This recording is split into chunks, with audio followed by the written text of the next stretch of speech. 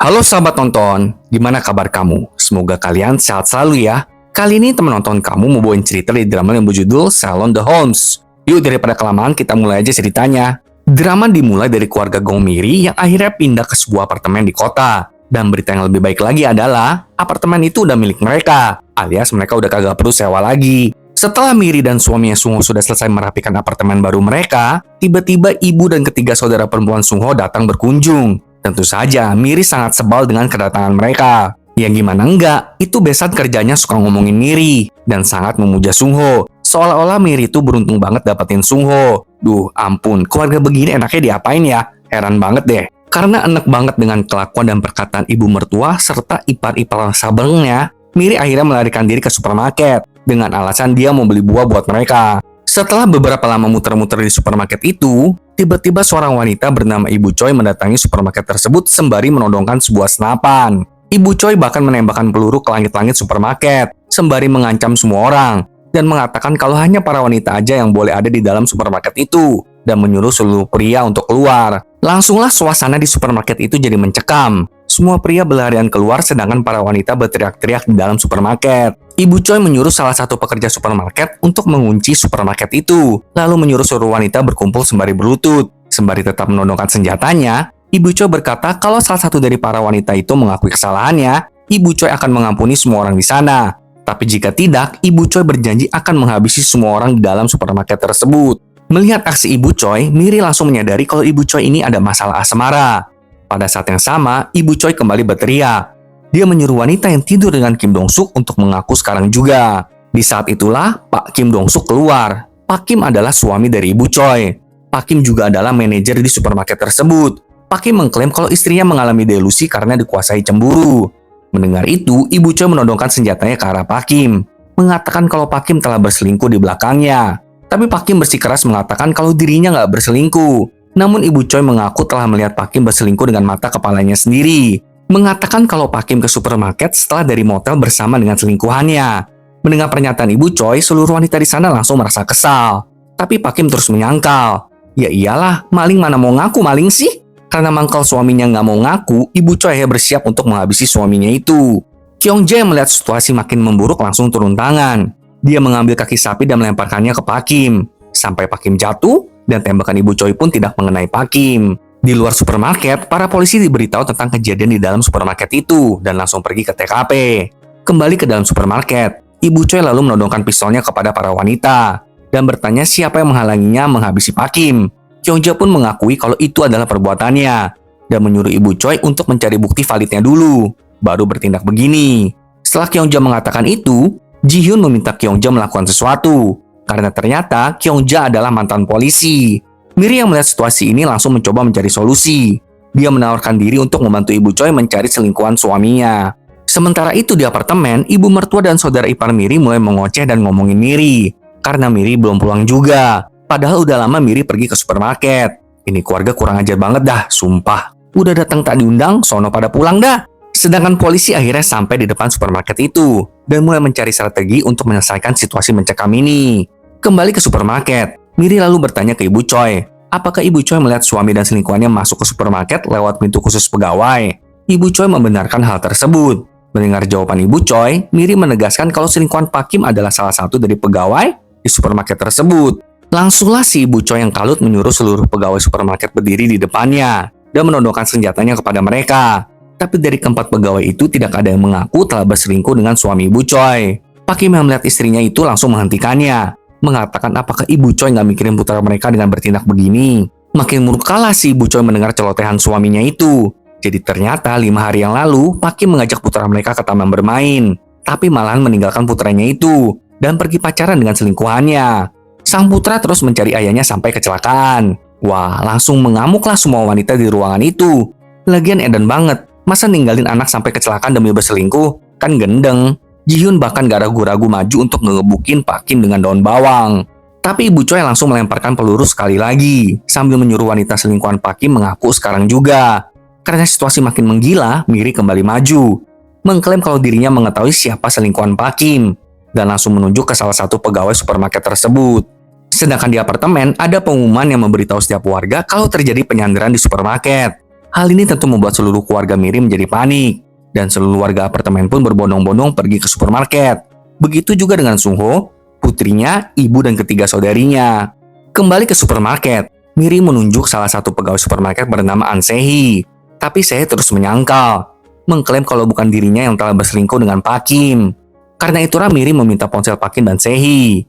Setelah melihat beberapa postingan di Instagram Pak Kim dan Se-hee, Miri menemukan sebuah tanda dari masing-masing postingan Instagram mereka, yaitu tanggal ulang tahun keduanya. Jadi saat Pak Kim ulang tahun, Se-hee memberikannya hadiah, dan begitu juga sebaliknya. Nah, ketika mereka berdua memposting di Instagram, kedua orang itu menyisipkan makna dari tahun lahir keselingkuhannya di postingan Instagram mereka. Tapi Se-hee terus menyangkalnya, mengatakan semua itu hanyalah kebetulan semata. Miri pun tidak berhenti di sana. Dia menanyakan sebuah foto di Instagram Se-hee. Ternyata di foto itu ada foto makanan. Di foto itu ada sebuah sendok. Dan di sendok itu ada pantulan wajah Pak Kim dong. Wah, langsung heboh lah semua orang. Kali ini Pak Kim menyangkalnya. Wah, sampai mati aja sangkal terus deh. Karena kesal melihat kedua orang dakjal ini terus menyangkal, Miri hendak menunjukkan bukti lainnya. Pada saat yang sama, polisi yang bertugas bernama No Kang-sik memberikan peringatan dari luar, mengatakan kalau para polisi akan masuk ke dalam supermarket. Mendengar itu, Kyung-ja langsung mengirimi Kang-sik sebuah pesan. Ternyata, Kang-sik adalah suami Kyung-ja.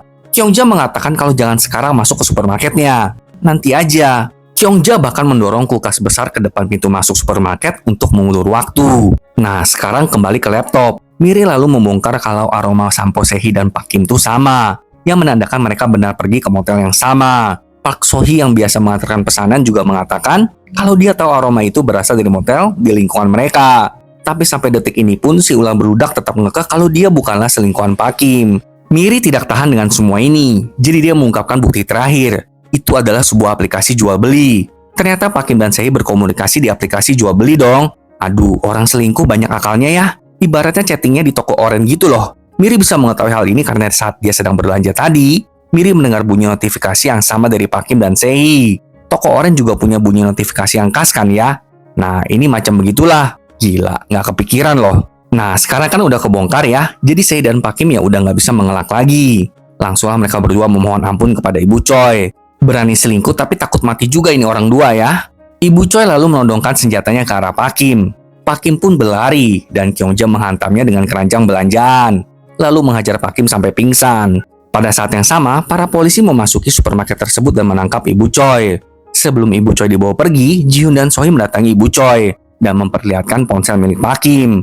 Ternyata sewaktu para polisi itu berurusan dengan Ibu Choi, Ji-hyun dan So-hee diam-diam mengambil ponsel Pak Kim.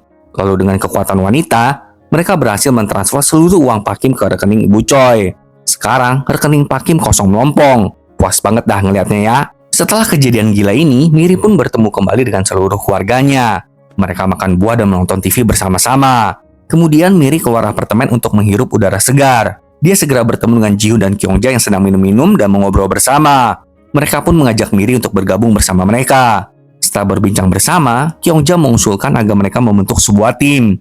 Tentu saja mereka bertiga setuju. Pada saat yang sama, So-hee pun tiba di sana. Saat ketiganya melihat So-hee, mereka langsung memutuskan untuk merekrut So-hee sebagai anggota keempat mereka. Jadi sekarang tim mereka beranggotakan 4 orang. Pertama adalah Sherlock Holmes ala-ala si Miri. Kedua, Hook versi wanita si Kyung-ja. Ketiga adalah si ahli membaca situasi Ji-hyun. Dan keempat adalah pusat informasi So-hee.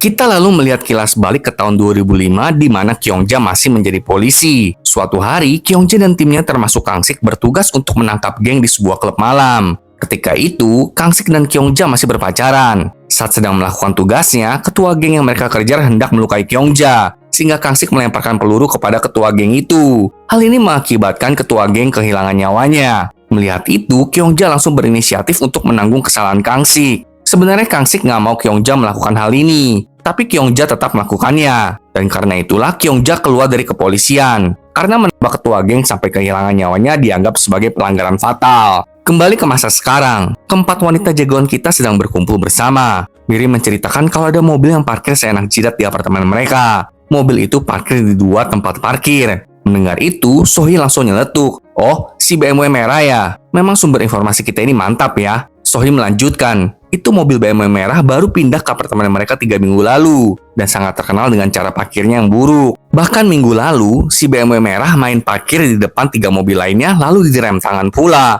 Hal ini menyebabkan ketua perkumpulan terlambat ke pernikahan anak sulungnya dan truk sayur milik Patua tidak bisa keluar. Dan juga anak dari keluarga lain yang sedang sakit nggak bisa ke rumah sakit karena mobil mereka terhalang oleh si BMW merah itu. Malam itu, si pria pemilik BMW merah berniat untuk parkir. Tapi kali ini dia melihat sebuah mobil putih sudah parkir terlebih dahulu di tempat biasa dia parkir. Karena kesal, pria itu pun melakukan hal yang buruk. Keesokan paginya, mobil putih itu sudah ditempeli banyak permen karet berwarna merah menyala. Ternyata mobil putih itu adalah milik Kyongja. Wah, salah sasaran nih si pria BMW. Saat Kyongja sedang mengomel, pria BMW beserta pacarnya juga muncul di tempat parkir dan mulai meledek Kyongja. Melihat ini semua, Miri berinisiatif mengajak Kyongja ke toko serba Jihyun untuk memeriksa permen karet yang tertempel di mobil Kyongja. Ketika udah mendapatkan jenis permen karet yang mirip, Miri bertanya ke Jihyun, "Kemarin ada yang beli permen karet ini kan?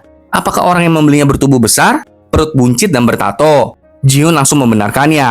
Nah, akhirnya ketahuan juga kan? Kyongja lalu bertanya ke Miri, kok Miri bisa menebak kalau itu permen karet si pria BMW? Miri berkata, soalnya tadi sewaktu pria BMW itu ngeledek Kyongja di tempat parkir, Miri melihat warna lidahnya yang merah sekali. Itu pasti dari pewarna permen karet tersebut. Malam harinya, Miri ke mobilnya untuk mencari kartu kredit milik suaminya. Selagi Miri sibuk mencari, pria BMW muncul dan mau parkir di tempat kesukaannya, tapi sudah terisi oleh mobil Miri. Melihat itu, pria BMW nggak senang hati. Jadi dia menyuruh teman-temannya untuk parkir tepat di sebelah kanan dan kiri mobil Miri. Lalu pria BMW parkir tepat di depan mobil Miri. Jadi ketika Miri hendak keluar dari mobilnya, dia nggak bisa keluar dong. Untung aja ada satpam yang sedang berpatroli di tempat parkir, sehingga Miri meminta bantuannya. Tapi satpam tersebut tidak bisa menghubungi ketiga pemilik mobil yang parkir menghimpit mobil Miri. Karena pemilik mobil sengaja tidak mau mengangkat telepon dari si satpam. Miri kemudian meminjam ponsel si satpam untuk menelepon suami dan putrinya. Tapi suami dan putri Miri sudah tidur, sehingga keduanya nggak mengangkat ponsel mereka. Maka karena itu Miri menghubungi Jihyun dan Kyongja. Lalu mereka berdua langsung mendatangi Miri ke tempat parkir dan meminjamkannya selimut. Kemudian Kyongja sengaja mengangkat mobil BMW merah tersebut. Sementara Jihyun merekam aksi Kyongja ini dan meminta satpam untuk mengirimkan video itu kepada si pria BMW. Melihat mobilnya diangkat begitu, pria BMW beserta pacar dan kedua temannya akhirnya mendatangi tempat parkir. Pria BMW lalu memarahi Kyongja karena mengangkat mobilnya seperti itu. Tapi Jihyun menjelaskan kalau mobil mereka tuh menghimpit mobil Miri, sampai Miri terjebak di dalam mobilnya. Terus mereka sudah dihubungi sama satpam tapi sengaja nggak mau mengangkat teleponnya. Kan rese ya. Melihat Miri yang terjebak di dalam mobil, pria BMW dan kedua temannya pun langsung memindahkan mobil mereka. Setelah Miri keluar dari mobilnya, Miri menuntut pria BMW itu untuk meminta maaf kepadanya. Tapi pria itu menolak. Keesokan harinya, giliran pria BMW itu yang kelabakan karena mobilnya dipenuhi banyak stiker. Dengan kesal, pria BMW itu mulai ngelotokin stiker-stiker itu. Tapi stiker tersebut meninggalkan bekas di mobilnya. Setelah kejadian itu, pria BMW malahan sengaja memarkirkan mobilnya secara melintang di jalanan pertigaan apartemen. Sehingga mobil-mobil dari apartemen itu pada nggak bisa keluar. Melihat hal ini, Miri dan teman-temannya pun memulai aksinya. Keempat wanita itu akhirnya mendatangi pria BMW ke restorannya. Di sana, Sohee membeberkan seluruh perbuatan pria BMW dengan bukti rekaman. Jadi pria BMW sekaligus pemilik restoran tersebut suka memberikan lauk sisa kepada para pelanggannya. Bahkan, daging yang sudah kadaluarsa pun tetap diberikan kepada pelanggan. Gak hanya itu, Miri dan teman-temannya sudah melaporkan hal ini kepada Badan Pengawasan Makanan. Sehingga para pengawas mendatangi restoran pria BMW dan melakukan inspeksi dadakan. Hal ini membuat para pelanggan di restoran itu pun kabur. Restoran pria BMW akhirnya ditutup sementara selama 30 hari. Rasain lu, emang enak. Tapi aksi para wanita itu nggak berhenti di sana. Saat malam hari, ketika pria BMW mulai memarkirkan mobilnya, Miri, Jihyun, dan Kyongja langsung memarkirkan mobil mereka menghimpit si mobil BMW. Sehingga pria BMW nggak bisa keluar dari mobilnya. Ini namanya pembalasan lebih kejam dari perbuatan ya kan? Pria BMW itu mengomel dan mengancam akan merusak mobil mereka. Tapi ibu-ibu itu nggak peduli dan pergi meninggalkan si pria BMW. Wah, nggak sadar-sadar juga ini manusia satu. Pria BMW lalu berusaha untuk menelepon teman-teman dan pacarnya. Tapi baterai ponselnya habis. Nggak sampai di sana, mobilnya pun kehabisan bensin. Dia bahkan semalaman terjebak di dalam mobil merahnya itu. Keesokan paginya, keempat wanita jagoan kembali mendatangi mobil pria BMW. Di sana, pria BMW dengan wajah pucat karena kedinginan akhirnya meminta maaf kepada mereka. Berjanji untuk tidak akan mengulangi perbuatannya. Nah, memang kadang orang harus ngalamin dulu yang nggak enak baru sadar sih. Kemudian di hari lainnya, pria BMW itu sekarang menjadi penjaga parkir di apartemen tersebut. Dia menuntun semua mobil agar bisa terparkir dengan benar dan tertib. Malam itu, Miri bermimpi tentang masa remajanya, di mana dia dan teman baiknya bernama Jiun sedang makan camilan di rumah Jiun. Tapi kemudian keluar cairan merah dari mata Jiun. Hal ini membuat Miri terbangun. Kita lalu dibawa kembali ke 3 bulan lalu. Ternyata di apartemen tempat Miri tinggal tuh seorang ibu melakukan bundir dengan melompat dari apartemen tersebut. Kang Sik adalah detektif yang menangani kasus ini. Saat sedang menyelidiki, Kang Sik menemukan kalau ibu yang melakukan bundir itu memiliki riwayat ke psikiater. Gak sampai di sana, kita juga melihat foto ibu tersebut beserta dengan 2 remaja putri. Itu adalah Miri dan Jiun.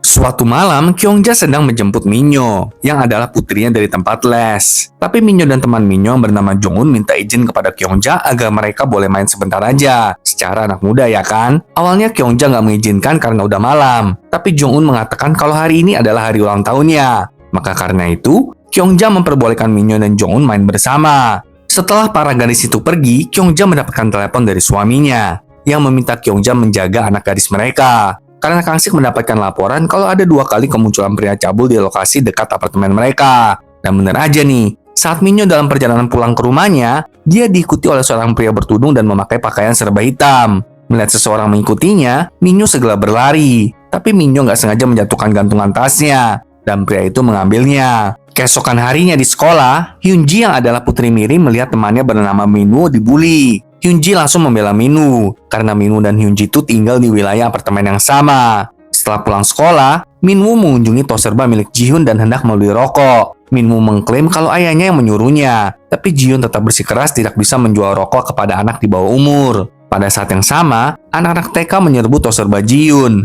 yang membuat Jihyun mengalihkan perhatiannya kepada anak-anak itu. Di saat itulah Minwoo mencuri rokok di tos serba Jihyun dan melarikan diri dari sana. Ternyata para pembuli dari sekolah Minwoo lah yang telah menyuruh Minwoo untuk membelikan mereka rokok. Duh, anak-anak kayak gini pengen dipites dah ya. Saat anak-anak itu sedang merokok, suami Miri yang kebetulan lewat melihat mereka dan langsung melarang mereka untuk merokok. Anak-anak Badung itu nggak senang hati dengan teguran suami Miri, kemudian langsung mencengkeram leher suami Miri. Pada saat yang sama, Hyunji juga muncul di sana dan kaget melihat ayahnya dijahatin sama anak-anak Badung dari sekolahnya. Melihat ini semua, Minwoo pun kabur dari sana. Saat salah satu dari anak-anak Badung itu hendak memukul suami Miri, Kyungja tiba-tiba muncul di sana dan menghentikannya. Kyungja menegur anak-anak itu karena bertindak kurang ajar kepada orang yang lebih tua.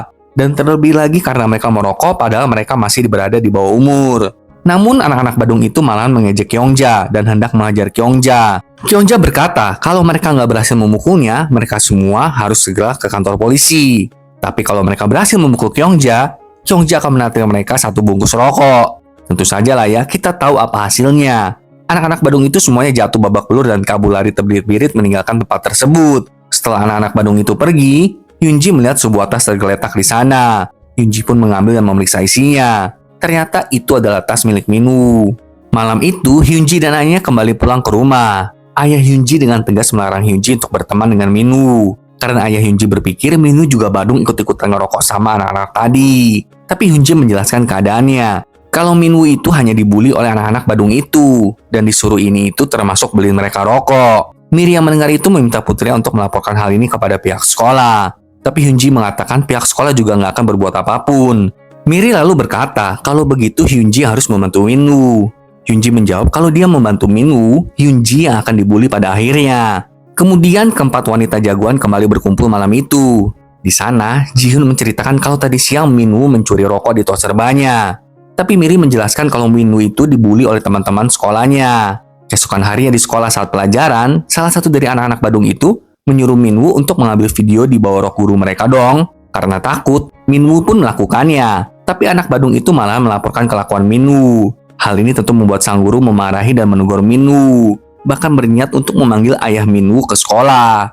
Tentu saja Minwoo sangat frustasi dengan semua ini. Tapi para pembuli itu terus menempeli Minwoo dan bahkan memasang Minwoo ke karaoke setelah pulang sekolah.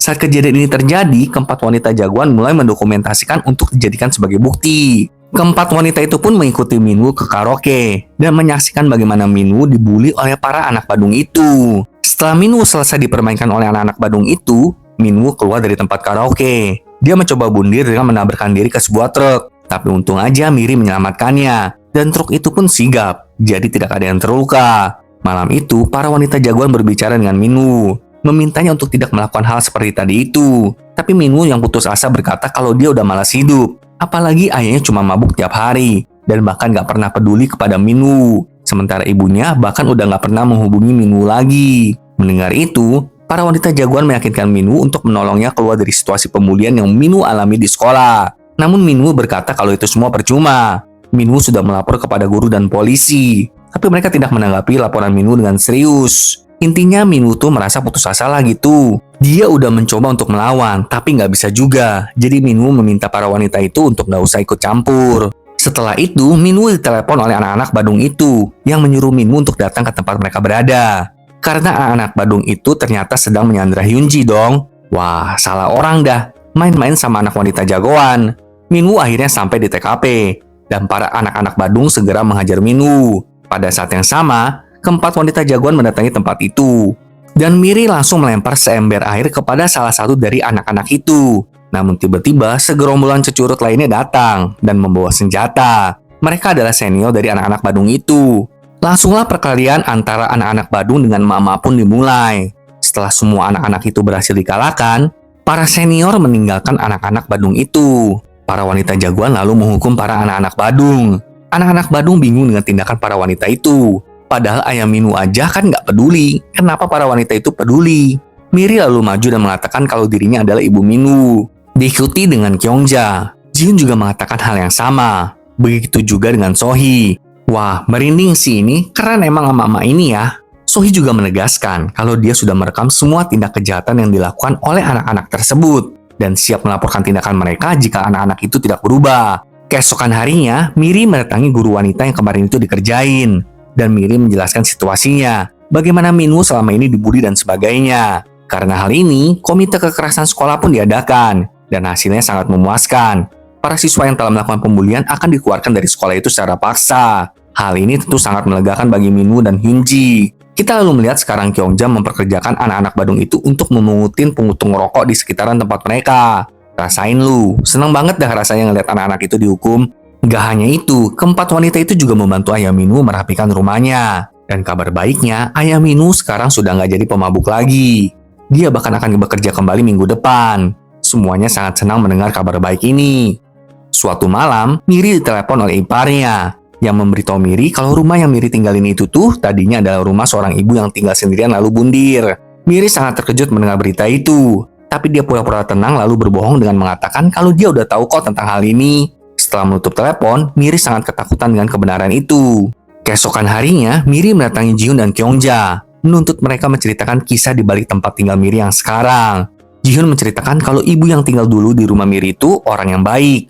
Dia tinggal sendirian setelah anak perempuannya tiada. Tapi akhirnya si ibu tidak tahan dan memilih untuk mengakhiri hidupnya. Jihyun meminta agar Miri mendoakan mendiang dan bersyukur aja.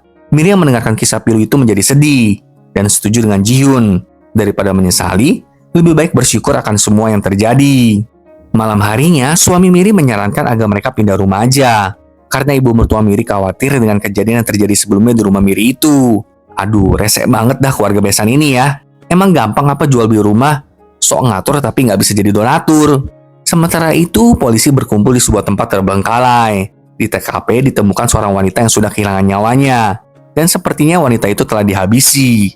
Kemudian kita melihat seorang pria misterius membawa koper besar dan masuk ke apartemennya. Dari nomor unit apartemennya, sepertinya pria misterius ini tinggal tepat di atas unit apartemennya Miri. Keesokan paginya, Miri, Jihyun, dan Kyungja sedang berkumpul. Miri memberitahu mereka kalau ketua RT apartemen mereka menunjuk Miri untuk mengurus tempat sampah di komplek apartemen mereka. Memang di Korea tuh urusan sampah cukup ribet nih sahabat nonton. Jadi harus diatur sedemikian rupa. Tentu saja, ketua RT apartemen menawarkan hal ini dengan imbalan ya. Mereka akan diberi kantong sampah resmi gratis untuk sebulan. Bahkan uang iuran bulanan pun bisa digratisin selama setahun. Akhirnya ketiga mama itu pun setuju untuk mengurus sampah di apartemen mereka. Jadi mereka bertiga membongkar seluruh sampah yang tidak menggunakan plastik resmi. Lalu meneliti dari sampah-sampah tersebut kira-kira punya unit berapa tuh sampah-sampah. Tentu saja, dengan kekuatan mama, ya pada ketahuan dah siapa aja yang nggak membuang sampah dengan cara yang benar. Baik Miri, Jihyun dan Kyungja pun mendatangi pemilik unit apartemen tersebut. Kemudian menegur mereka, bahkan memberikan mereka buktinya kalau mereka memang membuang sampah dengan cara yang nggak benar. Suatu malam, ketiga mama itu masih bergulat dengan sampah di komplek. Miri lalu melihat ada sebuah selebaran pencarian anjing peliharaan. Anjing yang hilang itu terkenal suka buang hajat di mana aja. Dan resenya, nama anjing itu juga Miri. Gak sampai di sana, tiba-tiba Jiun berteriak karena melihat ada rambut dengan cairan merah di sampah itu.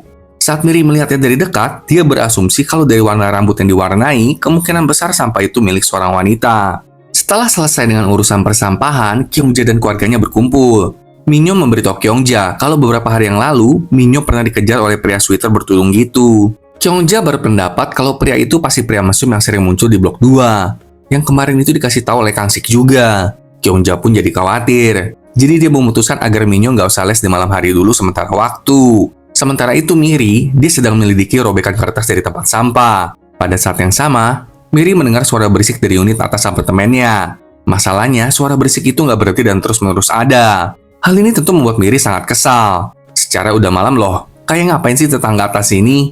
Maka karena itu Miri mendatangi unit di atas apartemennya. Tapi masalahnya, pria yang tinggal di unit atas apartemen Miri sengaja tidak mau keluar menyambut Miri. Jadinya Miri balik pulang deh ke apartemennya.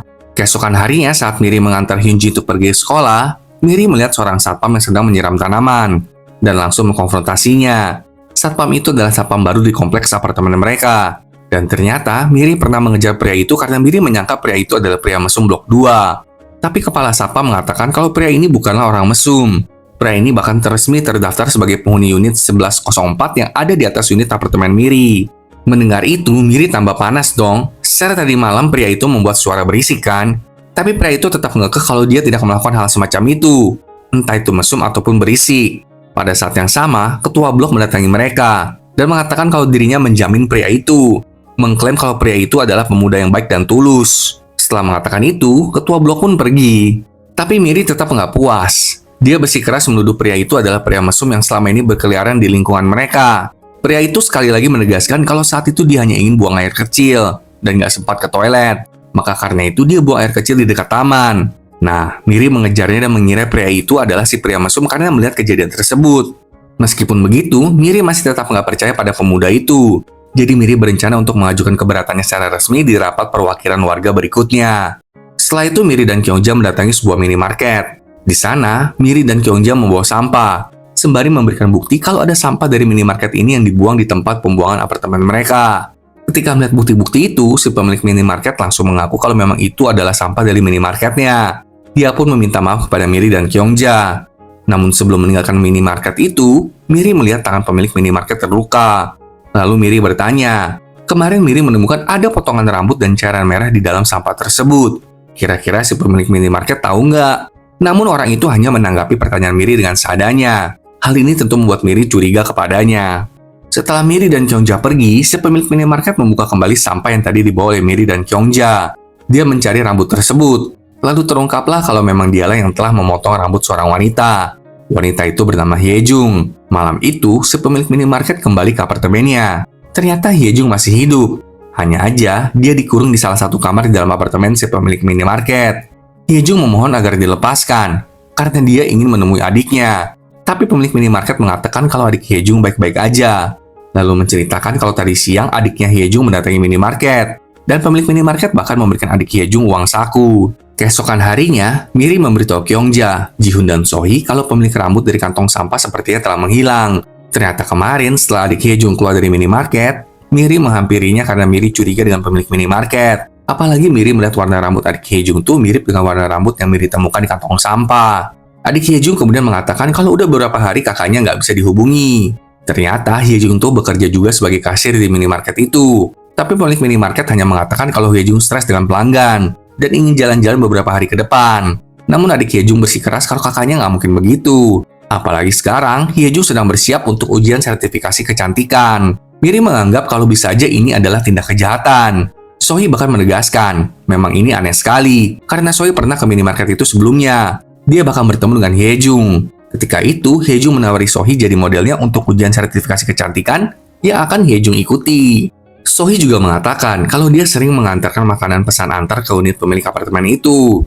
Dan akhir-akhir ini, pesanan makanan yang dipesan oleh pemilik minimarket tiba-tiba melonjak. Seperti buat 2 orang gitulah. Malam itu, pemilik minimarket memberikan makanan untuk Hyejung. Tapi Hyejung menolaknya.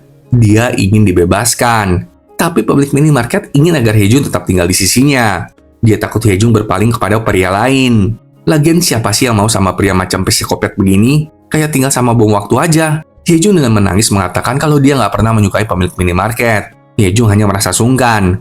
Makanya Hyejung nggak tega menolaknya. Wah, kesel banget lah si pria gila ini kan jadinya. Pria itu lalu membungkus semua makanan yang dipesannya dan menaruhnya di depan pintu apartemennya. Sementara itu, Miri berjaga-jaga di dekat sana. Ternyata sebelumnya, Miri meminta agar ketika Sohee mengantarkan pesan antar, dia menaruh makanannya pada wadah makanan biasa, bukan wadah makanan sekali pakai. Jadi si pemilik minimarket harus balikin lagi wadahnya. Miri meminta tolong begitu kepada Sohee, agar kalau benar Hyejung berdisekap di dalam sana, Hyejung bisa meninggalkan pesan. Setelah wadah makanan itu dikeluarkan, Miri bergegas mengambil wadah makanan itu dan memeriksanya. Sedangkan Ji-hyun, dia muncul di apartemen pemilik minimarket dengan alasan mengantar pesanan. Ji-hyun dengan berani menerobos masuk ke dalam apartemen tersebut. Ketika itulah Ji-hyun melihat ada satu kamar yang digembok. Sementara itu Miri, dia menemukan helai rambut Hyejung ditutup wadah makanan yang tertulis SOS yang artinya minta tolong. Nah loh, kita lalu kembali ke 22 tahun lalu, di mana polisi menemukan tubuh yang telah membusuk di sebuah waduk. Ternyata itu adalah tubuh Ji-hyun, yang adalah sahabat baik Miri. Di leher Ji-hyun ada pita merah terikat. Ketika Miri mendatangi tempat tubuh Ji-hyun diletakkan, Miri sangat sedih. Tapi ibu Ji-hyun menuduh Miri adalah orang yang menghabisi Ji-hyun, karena mereka pergi bermain berdua. Tapi Ji-hyun malahan kehilangan nyawanya. Dan sekarang di tahun 2025, berita menginfokan kalau pria pita merah telah kembali beraksi setelah sekian lama menghilang. Kita lalu melihat korban lainnya, dan pria yang membawa pita merah. Kembali ke saat ini, Ji-hyun juga melihat tangan pemilik minimarket yang terluka dan menanyakannya. Tapi tentu aja, pria yang bernama Lee Won-sok itu tidak terlalu meladeni Ji-hyun. Lee bertanya, sebenarnya siapa sih yang pesan kimchi dari toserba Ji-hyun? Dengan asal bunyi, Ji-hyun berkata kalau ibu Lee yang memesannya. Mendengar itu, Lee tersenyum mengejek, karena ternyata Lee tidak memiliki hubungan yang harmonis dengan ibunya. Lee dengan kesal bertanya ke Ji-hyun, sebenarnya kenapa Ji-hyun mendatanginya? Untungnya, Ji-hyun menyimpan jawaban cadangan. Dia berkata kalau tadi dia beneran dapat catatan kok dari seorang ibu untuk mengantarkan kimchi ke unit 805. Setelah melihat catatan itu, Lee berkata kalau Ji-hyun sudah salah alamat dan segera mengusirnya. Tapi mama emang kadang lebih gila dari psikopat manapun deh. Meskipun udah diseret diusir begitu, Ji-hyun malah tetap bertahan dan memilih untuk meminjam toilet di apartemen Lee Dong. Di dalam toilet, Ji-hyun mengirimkan pesan kepada Miri dan Kyung-ja kalau dia sudah berhasil menyusup ke dalam apartemen Lee dan menemukan sebuah kamar yang mencurigakan. Setelah mendapatkan pesan tersebut, Miri beserta Kyung-ja pergi ke tempat parkir lalu menemukan mobil milik Lee dan menelepon ponsel Lee. Jadi di Korea itu, hampir setiap mobil pribadi pada kaca depannya tuh dikasih nomor telepon pemilik mobil ya, sahabat nonton. Segeralah Miri menelepon Lee dan mengatakan kalau ada mobil yang telah menabrak mobil Lee di parkiran apartemen. Makin kesal Lee dengan semua situasi ini. Dia terus menggedor-gedor toiletnya, menyuruh Ji-hyun untuk keluar. Tapi Ji-hyun mengatakan kalau dia lagi sakit perut, jadi nggak bisa keluar sekarang. Karena nggak ada pilihan, Lee akhirnya pergi ke tempat parkir dan meninggalkan Ji-hyun di toilet apartemennya. Setelah melihat Lee pergi meninggalkan unitnya, Kyung-ja serta Miri bergegas mendatangi unit Lee. Ji-hyun membukakan pintu untuk mereka dan segera mengarahkan mereka ke kamar yang digembok. Dengan panik, ketiga mama itu mencari kunci untuk membuka kamar tersebut. Lalu seolah-olah berkah dari atas, kunci itu pun ketemu. Mereka pun segera menemukan Hyejung yang telah disekap oleh Lee. Bersama dengan itu, Lee kembali ke unitnya karena dia udah menyadari kalau dirinya telah ditipu. Namun Ji-hyun tidak membukakan Lee pintu. Ji-hyun mengatakan kalau dia sudah memanggil ambulans serta melaporkan Lee atas tindakannya kepada polisi yang telah menyekap dan mengurung anak orang. Suara sirene ambulans pun terdengar. Lee pun bergegas untuk kabur, tapi Kyung-ja menahannya, lalu memberikannya pelajaran. Namun Lee berhasil kabur, Kyung-ja pun mengejarnya. Di tengah-tengah pengejaran itu, Kyung-ja bertemu dengan suaminya, dan pasangan itu pun bersama-sama mengejar Lee. Sementara itu, Miri dan Ji-hyun membantu Hyejung agar dapat segera dibawa oleh para petugas ambulans. Dan setelah pengejaran yang singkat itu, akhirnya pasangan polisi berhasil menangkap Lee. Kang-sik lalu meminta Kyung-ja untuk pulang dan segera membawa Lee ke kantor polisi. Wah, punya mama macam gini di lingkungan kita terjamin aman dah ya. Malam itu, kita melihat Yunju menangis di apartemennya. Yunju adalah pemilik anjing yang hilang itu, yang nama anjingnya juga Miri. Ingat nggak sahabat nonton? Yang poster pencarian hilang si anjing sempat ditemukan di tumpukan sampah itu loh. Pada saat yang sama, Yunju mendapatkan telepon dari orang asing yang mengatakan telah menemukan anjingnya. Tanpa berpikir lagi, Yunju segera mendatangi lokasi orang asing tersebut. Sedangkan Sohee, dia nggak beraksi bersama ketiga emak itu karena Sohee sedang di rumah sakit. Sepertinya anak Sohee sedang dirawat di rumah sakit karena penyakit yang cukup parah. Saat Miri sedang tidur bersama Sunho suaminya, Miri mendengar Sunho mengigau. Karena insting emak-emak dan detektif Miri yang begitu kuat, Miri langsung mengecek kantong celana Sunho. Lalu menemukan struk belanja dari sebuah kafe di dekat gym, tempat Sunho bekerja. Gak hanya itu, Miri juga melihat ponsel Sunho bergetar tanda notifikasi pesan masuk. Pesan itu dari Oh Hee-soo. Tapi Miri nggak bisa membuka ponsel Sunho karena Sunho mengganti kata sandi ponselnya. Wah, Sunho, jangan nakal ya kamu.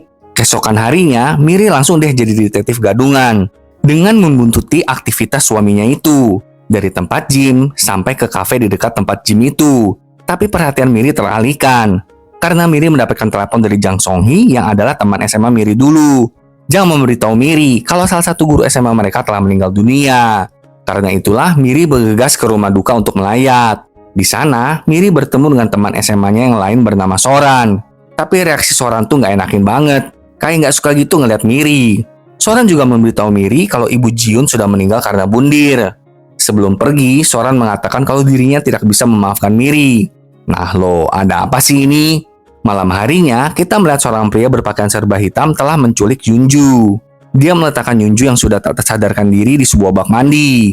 Apakah pria ini adalah si pria berpita merah? Keesokan paginya, Miri terbangun dalam keadaan gak enak badan karena kemarin malam dia mabuk-mabuk. Tiap yang lebih gak enak lagi adalah ibu mertua dan iparnya tiba-tiba sudah nongol aja di depan pintu. Kenapa sih kalau datang harus segerombolan gitu? Ternyata ibu mertua Miri membawa seorang dukun dong. Aduh, gila dah. Gak malu apa seenaknya aja buat rusuh di rumah mantu? Seenggak-enggaknya minta izin dulu kek. Dan gilanya, dukun itu malah melakukan ritual pengusiran arwah dengan cara melempari Miri dengan garam, mengklaim kalau hantu yang bundir itu masuk ke dalam tubuh Miri. Buju buneng. Sementara itu, ketua blok apartemen memanggil kepala satpam untuk membantunya membutuhkan toilet yang mampet dong. Aduh, si ketua blok ini harusnya dia manggil sedot WC nggak sih? Nggak cuma itu, ketua blok juga menyuruh agar si satpam buangin salah satu kursi di rumahnya. Tapi karena hari itu lift sedang tidak bisa digunakan, Pak Satpam turun pakai tangga dan akhirnya terjatuh dong. Untung aja ketiga mama segera menemukan Pak Satpam tersebut dan menolongnya. Karena kejadian ini, emak-emak jadi bertanya-tanya siapa sih yang menyuruh Pak Satpam melakukan hal semacam ini. Keesokan harinya, si Satpam baru bernama Guang Yu mendatangi ketua blok yang sedang mencari parkir. Guang Yu bahkan menawarkan dirinya untuk memarkirkan mobil ketua blok dan mengantarkan kunci mobilnya ke unitnya dong. Tapi sepertinya Guang Yu melakukan ini dengan maksud tertentu deh. Karena kemarin ketika Guang Yu menjenguk kepala satpam di rumah sakit, Guang Yu melihat ketua blok yang sedang menemui kepala satpam. Ketua blok itu memarahi kepala satpam karena terjatuh akibat menggotong kursinya.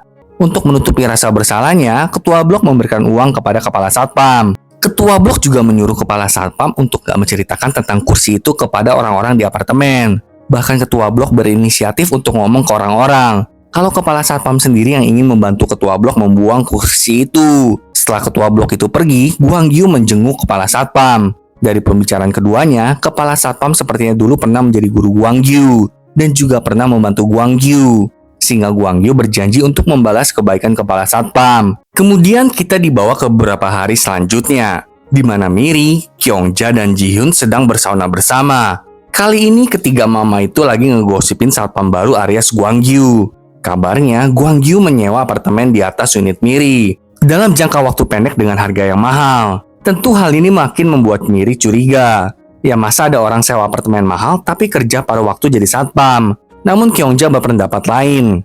Dia mengatakan kalau Guang Yu sangat ganteng. Sampai putri Kyungja si Minyo aja terpesona sama wajah ganteng Guang Yu. Miri sih tetap pada pendiriannya. Dia masih mantap kalau Guang Yu itu mencurigakan. Kemudian saat mereka bertiga melewati Toserba Jihyun, Miri melihat poster di depan Toserba. Ternyata beberapa hari yang lalu, ada yang ketinggalan celana dalam warna neon gitu di Toserba Jihyun. Jadi suami Jihyun tuh mencoba menaruh posternya di depan Toserba, biar diambil sama yang punya. Tapi sampai sekarang nggak ada yang ambil itu cangcut. Keesokan harinya, Miri menonton berita yang memberitakan kalau seorang wanita bernama Lee telah dihabisi di dalam gudang terbengkalai yang waktu itu sahabat tonton. Tapi polisi beranggapan kalau pelakunya hanya seorang peniru pria pita merah yang adalah kasus 10 tahun lalu. Saat menonton berita itu, Miri jadi teringat akan kematian sahabat baiknya Jihyun. Miri langsung ngerasa ngeri dan cemas akan rasa bersalah di masa lalunya. Malam itu, ketua blok dengan marah-marah mendatangi ruang satpam. Dia menegur Guang Yu dan bahkan menendang kakinya.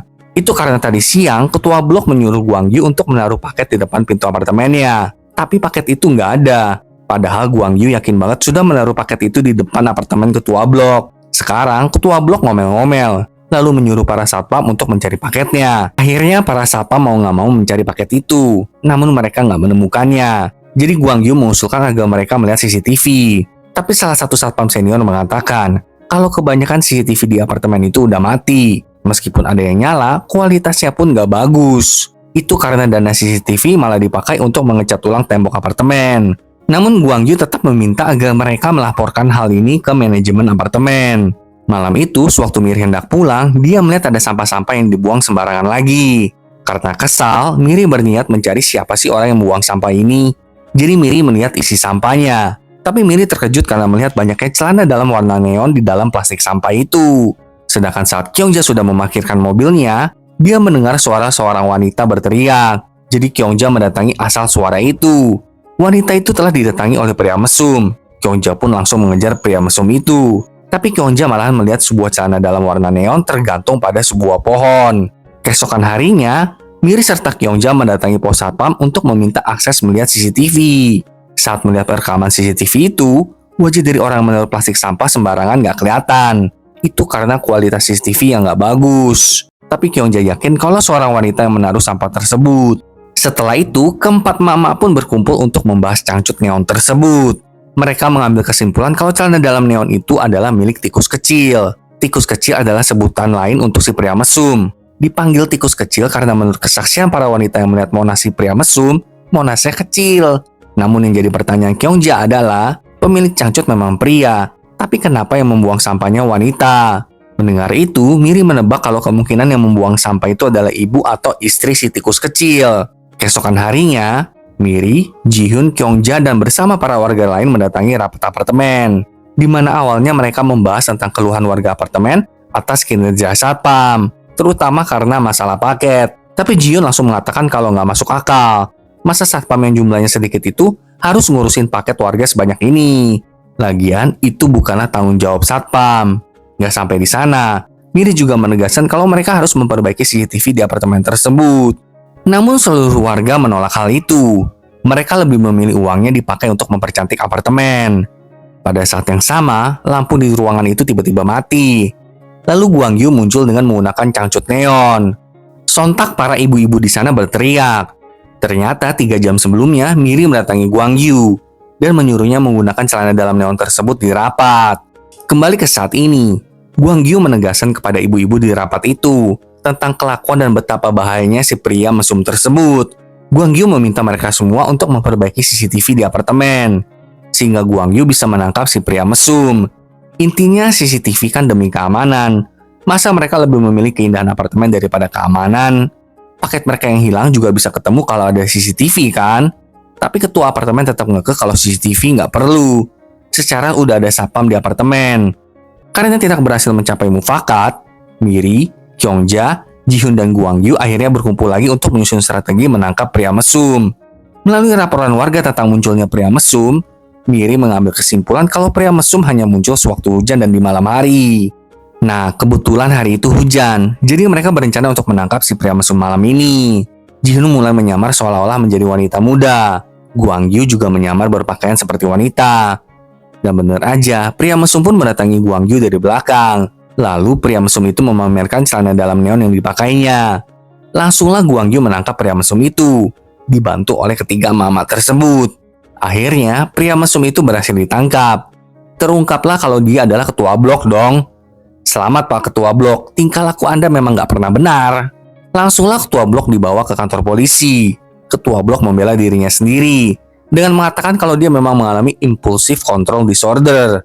Intinya kagak bisa mengendalikan diri kalau lagi stres. Para mama ngamuklah dengerin pembelaan Ketua Blok. Namun setelah pembicaraan panjang lebar dan keributan yang terjadi, ternyata tikus kecil bukanlah si Ketua Blok. Yang berarti pria mesum di apartemen itu ada 2, yaitu si cangcut neon dan si tikus kecil. Nah, ada juga hal lain yang terungkap. Ini adalah tentang paket ketua blok yang menghilang. Jadi setelah Guang Yu menaruh paket ketua blok di depan pintu apartemennya, seorang pengantar beras datang. Dia nggak sengaja menendang paket ketua blok ke unit sebelah. Pemilik unit sebelah adalah seorang nenek-nenek. Tanpa berpikir panjang dan tanpa membaca dengan teliti, nenek itu yakin kalau paket itu adalah paket untuk dirinya. Saat si nenek membuka paket itu, dia sangat terkejut dengan isinya, karena penuh dengan celana dalam neon. Maka karena itu si nenek langsung membuangnya. Jadi terjawab sudah ya masalah paketnya si ketua blok yang hilang. Malam itu seperti biasanya, Sohee mengantarkan pesanan ke sebuah unit apartemen. Lalu dia sekilas melihat ada seorang pria yang keluar dari apartemennya Yunju. Sohee langsung menanyakan kepada pria itu, apakah pria itu keluar dari apartemen Yunju? Tapi pria itu menyangkalnya. Karena itulah Sohee mengejar pria itu sampai ke tangga darurat. Di sana Sohee melihat pria itu mengeluarkan cutter dan mulai merasa ketakutan. Karena merasa situasi mulai mencekam, Sohee bergegas melarikan diri dari tangga darurat dan untung aja bertemu dengan Gwangju yang sedang berpatroli. Sohee langsung melaporkan tentang pria aneh itu dan Gwangju segera mencari pria itu. Tapi pria itu sudah kabur dari sana. Keesokan paginya, trio Mama mendapatkan penghargaan karena telah menangkap tikus kecil. Miri yang mengetahui kebenaran mencoba menjelaskan kalau ketua blok bukanlah tikus kecil. Namun dengan sotonya, ketua apartemen mengklaim tidak ada tersangka lain selain ketua blok titik. Hal ini akhirnya membuat para warga meyakini kalau ketua blok adalah si tikus kecil. Malam harinya, seorang anak kecil bernama Kim Un-byul mencuri roti di toserba Ji-yoon. Hal ini kepergok oleh suami Ji-yoon. Dan suami Ji-yoon langsung menegur Kim. Tapi Ji-yoon membela Kim dan membawanya pergi. Ji-yoon lalu mengantarkan Kim pulang. Kim juga tinggal di apartemen yang sama dengan Ji-yoon. Sebelum mereka berpisah, Ji-yoon meminta agar lain kali kalau Kim mau sesuatu di toserba Ji-yoon, Kim bilang aja dulu ke Ji-yoon. Nggak usah mengambil seperti tadi. Pada saat itu, ibu Kim baru pulang dari kantor mendengarkan perkataan Ji-yoon dan langsung menegur putrinya. Menanyakan apakah benar Kim mencuri roti dari toserba Ji-yoon. Sembari menangis, Kim mengakui perbuatannya dan meminta maaf. Mendengar itu, sang ibu langsung memarahi dan menyeret Kim pulang. Melihat adegan itu, Ji-yoon jadi teringat akan kejadian dulu kala, ketika dirinya memiliki seorang putri. Suatu hari, putrinya berbuat salah, lalu Ji-yoon memarahinya. Namun setelah itu, putrinya kecelakaan dan akhirnya meninggal. Setelah mengingat kejadian memilukan itu, Ji-yoon langsung menggotong Kim dan membawanya pergi dari ibunya itu. Tentu sang ibu terkejut dengan aksi Ji-yoon dan segera mengejar Ji-yoon. Untung aja suami Ji-yoon menghentikan kejadian ini. Suami Ji-yoon juga meminta maaf kepada ibu Kim akan kejadian ini. Ibu Kim masih nggak senang hati dan menegur Ji-yoon akan perbuatannya. Lalu langsung mengambil putrinya kembali dan menggendong Kim pergi dari sana. Ternyata semua orang memang memiliki lukanya sendiri ya sahabat nonton. Kemudian keesokan paginya, Kang Sik dan timnya mendatangi sebuah TKP. Karena ada sesosok tubuh ditemukan di pinggir sungai. Itu adalah Yunju, si unit 902. Di lehernya terikat pita merah. Sedangkan trio Mama menemukan ada seekor kucing yang telah dihabisi, ditaruh di dalam plastik sampah, dan dibuang di tempat sampah apartemen mereka. Sohee kebetulan lewat di sana, lalu memeriksa kucing itu. Ternyata kucing tersebut adalah kucing liar yang selama ini sering Sohee beri makan. Saat keempat emak-emak itu berkumpul, mereka membahas tentang unit 902 yang kehilangan anjingnya. Sohee mengatakan kalau dia pernah melihat pria bertudung mencabut selebaran pencarian anjing unit 902. Karena ciri-ciri pria itu sama dengan ciri-ciri tikus kecil, keempat mama itu berasumsi kalau si tikus kecil yang telah menghabisi kucing liar Sohee dan juga menghabisi anjing milik unit 902. Miri khawatir kalau tikus kecil bukanlah pria mesum biasa, tapi dia juga melakukan kejahatan lainnya. Keesokan harinya, Miri mendatangi pos sapam karena mendapatkan kabar kalau ada seorang penghuni apartemen yang melaporkan melihat seekor anjing putih mati di plastik sampah. Miri ditemani Gwangju lalu mendatangi pelapor itu. Setelah si pelapor melihat selebaran pencarian anjing milik unit 902, pelapor jadi yakin kalau anjing yang kemarin itu dilihatnya adalah milik unit 902. Sementara itu di kantor polisi, Kang Sik memberikan pendapatnya tentang dua kasus baru pita merah yang terjadi di tahun ini. Pertama adalah seorang wanita yang ditemukan di gudang terbengkalai. Kedua adalah Yunju unit 902 yang ditemukan di pinggir sungai. Pada leher kedua korban diikat pita merah dengan simpul yang sama persis. Kang Sik lalu memperlihatkan korban pertama si pita merah dari 22 tahun yang lalu, yaitu Ji-yoon sahabat Miri. Dari simpul pita merah yang terikat di leher Ji-yoon, Kang Sik menyimpulkan kalau pelaku dua korban yang terjadi di tahun ini bisa jadi sama dengan pelaku 22 tahun yang lalu. Pada hari lainnya, Miri mendatangi psikiater. Itu karena Miri masih terus merasa bersalah akan kematian Ji-yoon. Dan hal itu masih terus menghantui Miri sampai sekarang. Psikiater pun memberikan Miri beberapa obat. Kemudian, Kang Sik akhirnya mendapatkan identitas dari korban kedua yang ditemukan di pinggir sungai. Dan terkejut karena korbannya adalah Yunju. yang tinggal di apartemen yang sama dengan Kang Sik. Garis polisi pun segera dipasang di seluruh apartemen tersebut. Hal ini membuat beberapa ibu-ibu merasa kesal, karena kalau banyak isu nggak enak tentang apartemen mereka, maka harga apartemen itu akan turun. Mendengar ocehan salah satu ibu itu, Miri jadi marah. Dia menegur dan memarahi ibu tersebut. Miri mengungkapkan kekesalannya. Lagian di saat ada orang meninggal, ibu itu malahan ngeributin masalah harga apartemen. Perkataan Miri tersebut langsung membuat ibu itu menjambak rambut Miri. Dan akhirnya keributan dan pertengkaran pun terjadi. Tapi Miri tetap menang. Hore! Makanya siapa suruh mulai duluan ngejambak? Rasain dah diseruduk banteng. Malam itu Sohee mengantarkan pesanan seperti biasa. Setelah mengantarkan pesanan di salah satu unit apartemen, Sohee menelepon Miri. Tapi tiba-tiba dari belakang, seseorang bertudung membius Sohee dan menyeretnya ke dalam salah satu unit apartemen. Sohee mencoba untuk melawan, tapi Sohee tidak mampu melakukannya. Gelang Sohee pun terputus dan jatuh berceceran di luar unit apartemen tersebut. Sedangkan Miri, dia mulai mengalami gejala halusinasi akibat traumanya itu. Namun pada saat yang sama, perawat dari rumah sakit menelepon Miri. Dengan segera, Miri pergi ke rumah sakit itu. Ternyata itu adalah rumah sakit tempat anak Sohee dirawat. Dan Sohee memasukkan nomor Miri sebagai kontak darurat. Jadi misalnya Sohee nggak bisa dihubungi, rumah sakit akan menghubungi Miri. Miri dengan khawatir menghubungi Sohee. Tapi karena tidak ada jawaban, Miri pun meninggalkan pesan suara untuk Sohee, mengatakan anak Sohee sedang dalam kondisi buruk. Setelah selesai meninggalkan pesan suara, Miri baru menyadari kalau sebelumnya Sohee menelepon dirinya. Perawat lalu menemui Miri dan mengatakan kepada Miri kalau anak Sohee harus dipasang alat jantung. Dan hal ini harus disetujui oleh wali pasien. Mendengar itu, Miri berjanji akan segera menemukan Sohee. Malam itu, Miri menelepon ke restoran tempat biasa Sohee mengantarkan pesanan. Dan pemilik restoran juga bingung mendengarkan cerita Miri, karena Sohee itu hampir nggak pernah mematikan ponselnya. Pemilik restoran lalu memberitahu Miri kalau terakhir kali Sohee mengantar pesanan itu ke apartemen unit 406. Dengan segera, Miri mendatangi unit tersebut. Sementara itu, kebenaran lainnya terungkap. Sohee akhirnya sudah kembali sadar, dan dia terkejut karena melihat pria yang menculiknya. Pria itu adalah putra dari ibu ketua apartemen. Buset deh. Taehoon lalu mengakui kalau dirinya adalah si tikus kecil. Tentu saja kebenaran ini membuat Sohee merasa jijik dan ngeri. Gak hanya itu, Taehoon menceritakan kalau dirinya telah jatuh cinta kepada Yoonju. Karena menurut Taehoon, Yoonju adalah satu-satunya wanita yang peduli kepadanya. Sohee tambah merasa kewalahan dengan pernyataan Taehoon itu. Namun Taehoon malahan bertindak impulsif. Dia mengancam Sohee menggunakan cutter.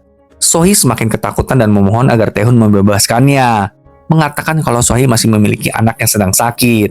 Tapi Taehoon mengklaim kalau Sohee akan segera bergabung dengan Yoonju. Mendengar itu, Sohee menjadi frustasi dan berteriak. Taehoon langsung membekap mulut Sohee dan Sohee menggigit tangannya. Seketika itu, cutter yang dipegang oleh Taehoon pun terjatuh. Sohee kemudian diam-diam mengambil cutter itu dan membuka ikatan di tangannya. Sembari mengulur waktu, Sohee menanyakan beberapa pertanyaan kepada Taehoon. Kemudian, saat Taehoon hendak mencengkeram Sohee menggunakan pita merah, Sohee menyerang Taehoon menggunakan cutter tersebut. Namun sayangnya, kaki Sohee masih terikat. Jadi Sohee kehilangan keseimbangan dan terjatuh. Pada saat itulah, Taehoon berhasil mencengkeram leher Sohee dengan pita merah. Hal ini membuat Sohee pingsan. Sedangkan Miri, dia mendatangi unit 406. Tapi unit itu bukan tempat di mana Taehoon menyekap Sohee, melainkan unit seorang pria bertato. Miri bertanya, apakah pria itu memesan makanan pesan antar? Pria itu mengatakan kalau tadi ada orang yang menggantungkan makanan di depan pintu apartemennya. Jadi pria itu pikir makanan tersebut gratis, lalu diam-diam memakannya. Setelah mendengarkan penjelasan pria itu, Miri menyimpulkan kalau ada seseorang yang sengaja memesan makanan pesan antar ke rumah pria tersebut, padahal pria itu tidak memesannya. Yang berarti hal ini dilakukan untuk menjebak Sohee. Kemudian dengan perlahan, Miri mulai menelusuri lantai 4 itu dan menemukan gelang Sohee yang sudah berceceran di lantai. Kita lalu melihat kebenaran lain yang terungkap. Siang hari sebelum Sohee diculik, si ketua apartemen alias emaknya Taehoon mendapatkan telepon dari klinik kesehatan jiwa yang memberitahu kalau Taehoon sudah 3 kali membatalkan konsultasi. Sepertinya ketua apartemen itu tahu kalau putranya sakit jiwa. Setelah mendapatkan telepon itu, ketua apartemen langsung menggeledah kamar Taehoon. Dia menemukan foto-foto Yoonju yang diambil Taehoon dari kejauhan, serta buku sketsa Taehoon yang penuh dengan gambar Yoonju.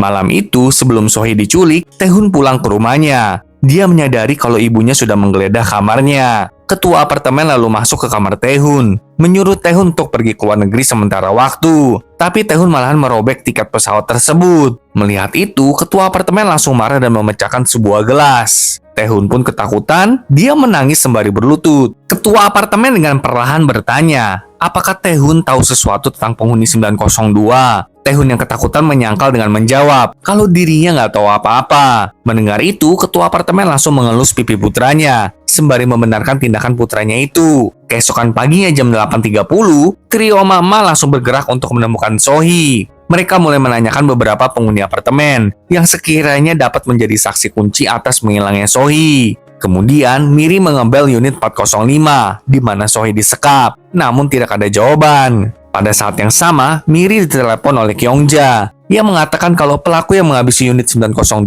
adalah si satpam baru, alias Gwangyu. Gwangyu langsung ditangkap, karena Gwangyu adalah orang terakhir yang bersama dengan Yunju sebelum Yunju tewas. Namun saat diinterogasi, Gwangyu berkata kalau dia hanya mengantarkan Yunju ke unitnya aja, karena Yunju saat itu sedang mabuk. Tapi Kang-sik nggak gitu aja percaya. Apalagi ditemukan banyak pita merah, bor listrik, gergaji, dan manekin di dalam unit apartemen Gwangyu. Gwangyu mengaku kalau itu semua hanyalah properti aja, karena dirinya sedang membuat novel tentang si pita merah. Sedangkan Miri, dia pergi ke kantor manajemen untuk bertanya tentang unit 405. Pihak manajemen mengatakan kalau unit itu kosong, dan pemilik unit itu adalah ketua apartemen. Pada saat yang sama, Ji-hyun menelepon Miri, mengatakan kalau unit 902 yang Yunju tinggali adalah milik ketua apartemen. Miri langsung curiga nih, karena unit 405 dan unit 902 keduanya adalah milik ketua apartemen.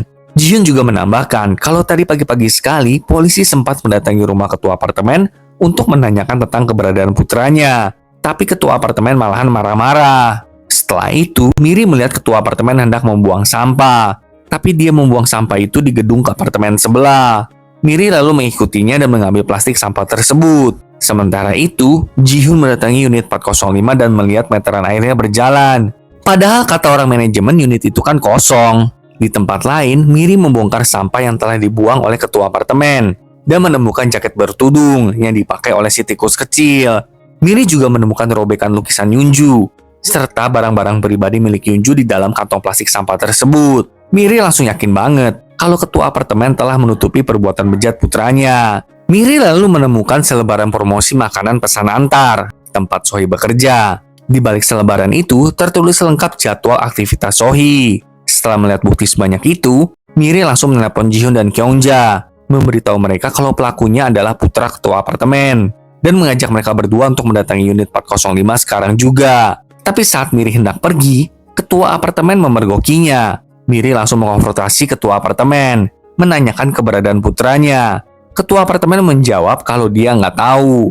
Miri mengklaim kalau putranya ada di unit 405. Ketua apartemen dengan tersenyum malahan menggoda Miri, sembari bertanya, "Kamu lagi main detektif-detektifan ya?" Wah, ini mah emak sama anak sama-sama gila. Miri dengan tegas mengancam ketua apartemen untuk membuka unit 405. Atau enggak, Miri akan menelepon polisi dan melaporkan putranya sebagai tersangka. Tapi saat ketua apartemen mencoba membuka unit 405, pintu unit itu nggak bisa dibuka. Karena ternyata Taehoon sudah mengganti kunci unit 405 sebelumnya, tanpa sepengetahuan ibunya. Ketua apartemen berjanji akan mencari kunci unit 405 di rumahnya sekarang juga, dan memohon kepada Miri agar nggak memanggil polisi.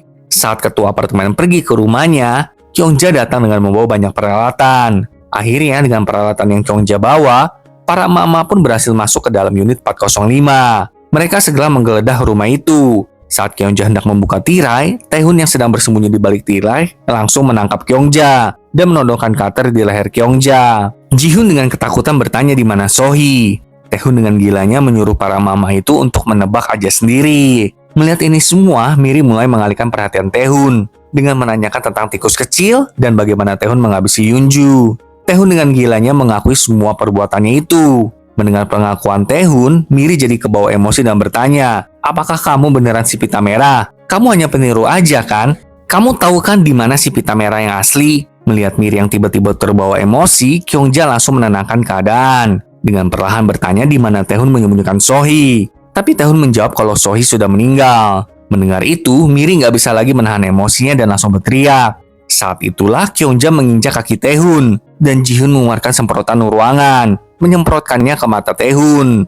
Lalu para mama itu melempari Taehoon dengan buah-buahan. Ciri khas mama banget dah. Miri yang melihat cutter Taehoon terlepas berniat untuk mengambilnya. Tapi Taehoon menendang Miri hingga pingsan. Kyungja langsung menghajar Taehoon. Namun saat Kyungja sedang memeriksa keadaan Miri, Taehoon menghantam Kyungja dengan kayu, yang membuat Kyungja ambruk juga. Setelah itu, Taehoon langsung menodongkan cutter ke arah Ji-Hyun yang sedang ketakutan.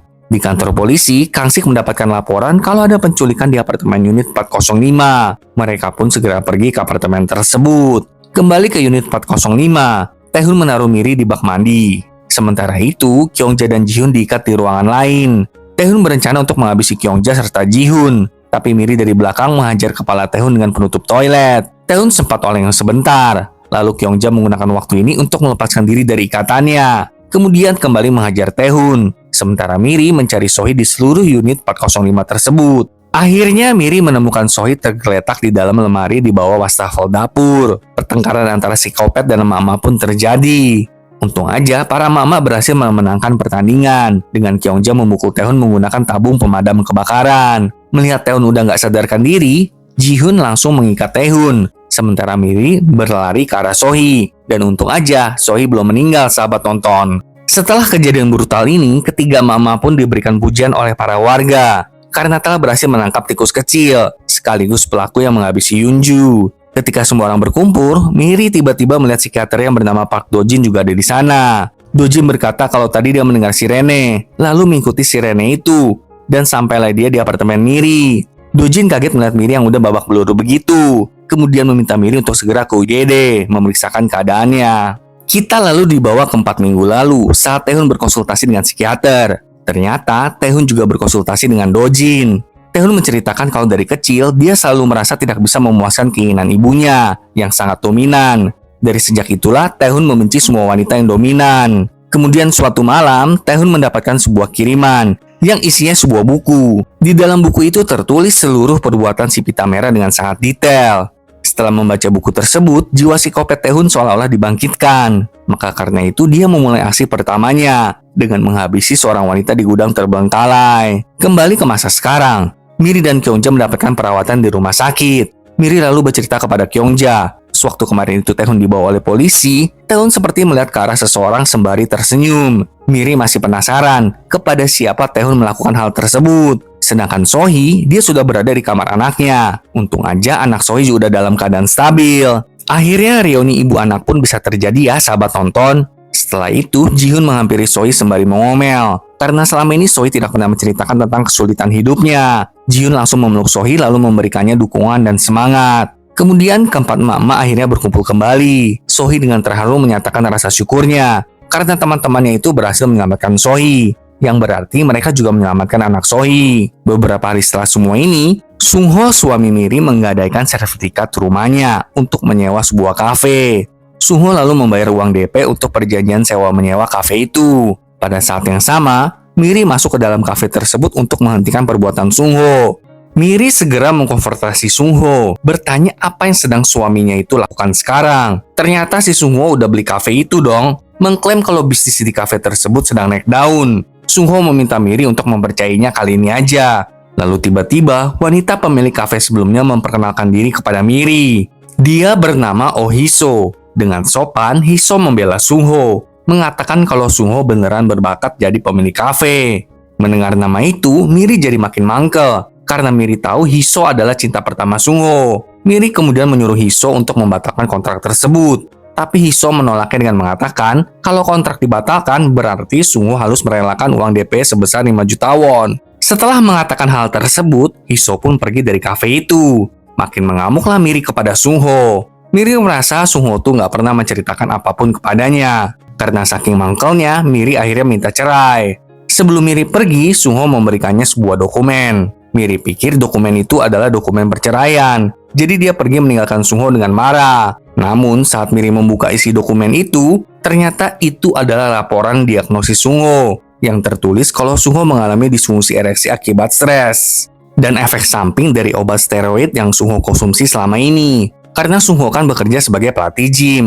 Meskipun semua hal ada alasannya, tapi ada baiknya suami istri tetap terbuka sih satu sama lainnya. Malam itu Miri menemui Kang-sik di kantor polisi, memohon kepadanya agar mengizinkan Miri bertemu dengan Tae-hoon.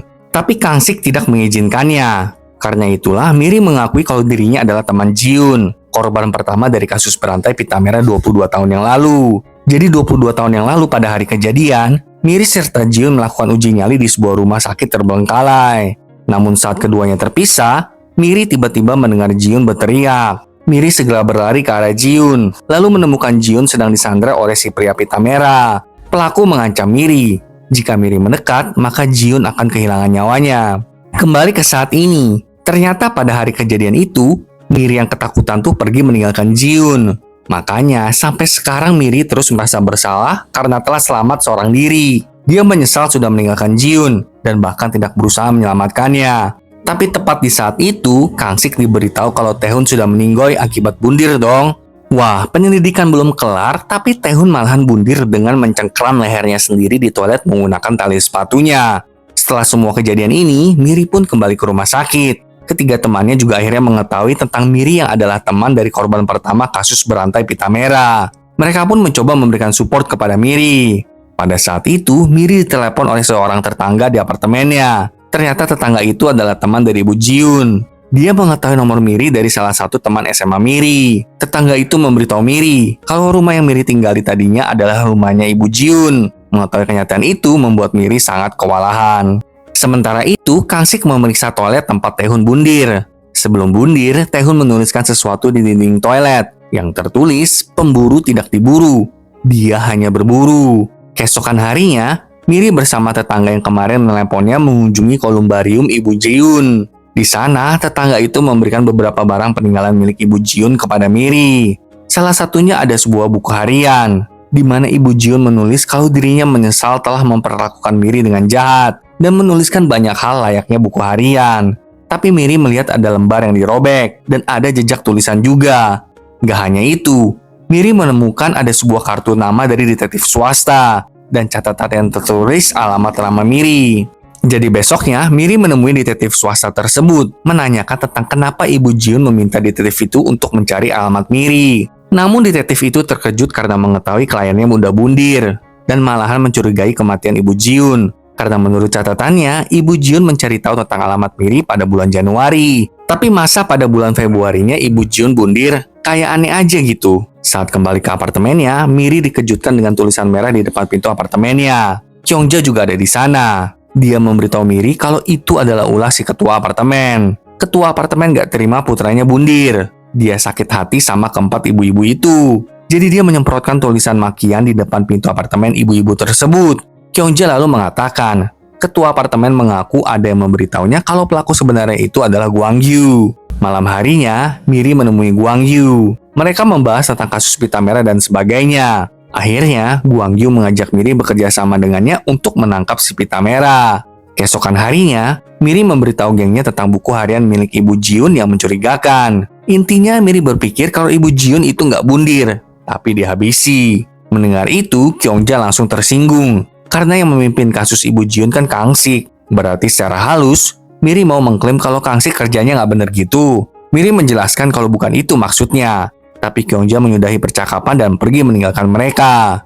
Namun malam itu, Kyungja membawa banyak makanan ke kantor polisi. Setelah membuat kehebohan dengan makanan-makanan itu, Kyungja mulai memanipulasi Kang-sik agar suaminya itu kembali menyelidiki kasus Ibu Ji-hoon. Karena Miri berasumsi kalau Ibu Ji-hoon itu nggak bundir, tapi dihabisi. Sedangkan Sohee, dia melaporkan kepada Miri kalau dulu beberapa hari sebelum Ibu Ji-hoon meninggal, Sohee sempat mengantarkan makanan pesan antar kepada Ibu Ji-hoon. Ketika itu, Ibu Ji-hoon meminta Sohee untuk membantunya membelikan alat perekam ini. Tapi Sohee nggak tahu kenapa Ibu Ji-hoon membutuhkannya. Dia hanya membantu Ibu Ji-hoon membelikan alat perekam itu. Keesokan harinya, Kyungja menemui Miri di rumahnya. Dia membelikan lembar dari buku harian Ibu Ji-hoon yang hilang. Ternyata di lembar itu, Ibu Ji-hoon menulis surat wasiatnya. Tertulis kalau dirinya udah lelah dan sekarang ingin bergabung bersama dengan Ji-hoon. Tapi Miri tetap curiga. Karena setelah menulis kata-kata seperti itu, Ibu Ji-hoon masih menulis di halaman belakangnya untuk janjian ketemuan dengan perkumpulan keluarga korban kasus pita merah. Aneh kan? Masa ada orang nulis surat wasiat, terus abis itu orang tersebut menulis jadwal kegiatannya. Miri berpendapat kalau itu bukanlah surat wasiat, melainkan hanya curahan hati Ibu Ji-hoon aja. Lalu ada orang yang menggunakan tulisan tersebut seolah-olah itu adalah surat wasiat, menyamarkan pembunuhan menjadi kasus bundir. Miri juga memberitahu Kyungja tentang Ibu Jiun yang meminta Sohee membelikannya alat perekam. Sepertinya Ibu Jiun tuh udah mencurigai seseorang. Tapi masalahnya, siapakah orang itu? Malam itu saat hendak keluar rumah, Miri melihat ada amplop kuning tergeletak di depan rumahnya. Miri segera membuka amplop itu dan menyadari kalau orang yang Ibu Jiun curigai adalah, ayo, siapa sahabat tonton? Dia adalah si satpam tua baik hati itu ternyata. Namanya adalah Kim Hyun-dok. Di amplop kuning itu juga ada data lengkap mengenai Kim. Tertulis alamat Kim tinggal sewaktu masih muda. Dan alamat Kim itu ada di wilayah TKP Jiun dulu ditemukan. Makin kewalahanlah Miri mengetahui semua kebenaran ini. Emang bener ya, orang jahat itu biasanya nggak jauh dari kita. Di tempat lain, kita melihat Gwang Yu menemukan sesuatu di basement apartemen. Itu adalah sebuah kabinet yang penuh dengan pita merah. Bahkan ada sarung tangan yang tersematkan sebuah cincin. Sepertinya itu adalah cincin Ibu Jiun. Namun pada waktu itu, Kim tiba-tiba muncul di sana menemukan Gwang Yu yang telah mengobrak-abrik barang miliknya. Kita lalu melihat 1 bulan sebelumnya, di mana Taehoon hendak berniat menjatuhkan diri dari atap apartemen. Tapi Kim menemukan Taehoon dan menghentikannya, menasihatinya agar Taehoon menjadi pemburu daripada jadi buruan. Ketika itulah Taehoon menyadari kalau satpam baik hati di apartemennya adalah orang yang mengiriminya buku tentang kasus pita merah kemarin itu. Dan si satpamlah si pria pita merah yang asli. Jadi sewaktu Taehoon dibawa ke kantor polisi, Taehoon tersenyum kepada Kim, memberikan isyarat kalau dirinya mengetahui bahwa Kim adalah si pria pita merah yang asli. Setelah mengetahui Gwang Yu menemukan barang-barang miliknya, Pak Kim segera mengkonfrontasinya, menanyakan apa sebenarnya niat Gwang Yu. Gwang Yu mengaku kalau awalnya dia hanya ingin membuat novel tentang pelaku pita merah. Tapi sewaktu dia mengikuti acara perkumpulan keluarga para korban pita merah, Gwang Yu ikutan sedih dan terharu. Di acara itu, Gwang Yu jadi mengenal Ibu Jiun. Mereka sering mengobrol dan hubungan mereka berlanjut ke tahap ibu dan anak. Karena Ibu Jiun kan sudah kehilangan anak, lalu Gwang Yu udah kehilangan ibu, sehingga mereka merasa saling terhubung lagi tuh. Karena itu, Ibu Jiun menceritakan detail situasi pada malam Jiun dihabisi, tentang cincin milik Jiun dan gunting milik Jiun yang hilang. Mendengar cerita itu, Gwang Yu jadi menyadari kalau pelaku pita merah adalah Pak Kim, yang adalah mantan gurunya sendiri. Karena sebelumnya, Gwang Yu nggak sengaja pernah membaca buku harian Pak Kim. Di buku harian Pak Kim tertulis detail tentang kelakuan pelaku pita merah, termasuk cincin serta gunting, yang bahkan tidak polisi umumkan kepada publik. Kalau bukan pelaku sesungguhnya, mana mungkin bisa menceritakan hal tersebut kan?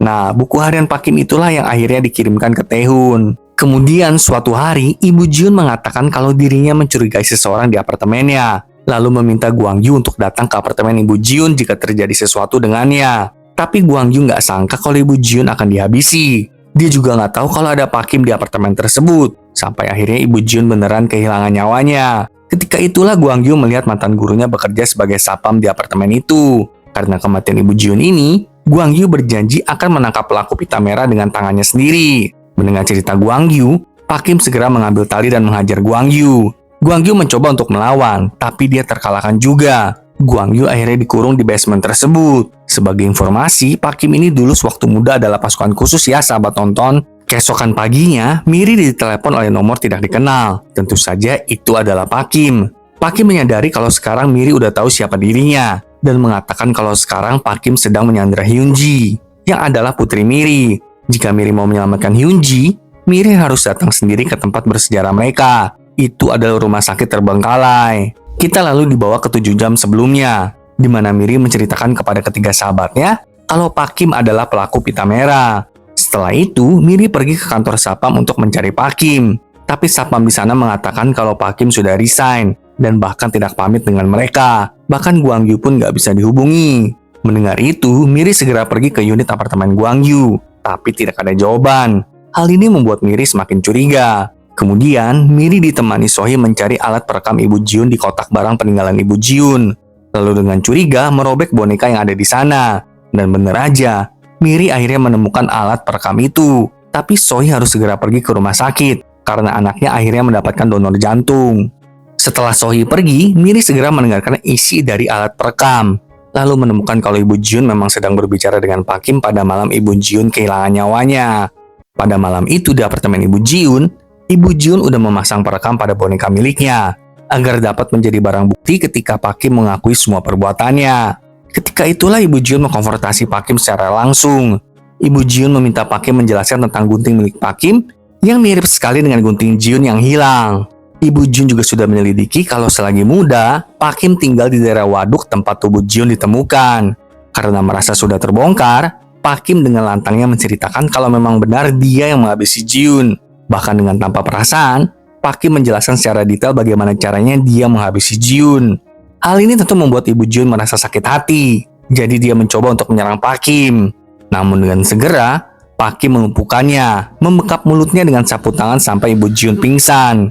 Pak Kim lalu merobek salah satu lembar dari buku harian Ibu Jiun untuk menyamarkan kejadian ini sebagai bundir.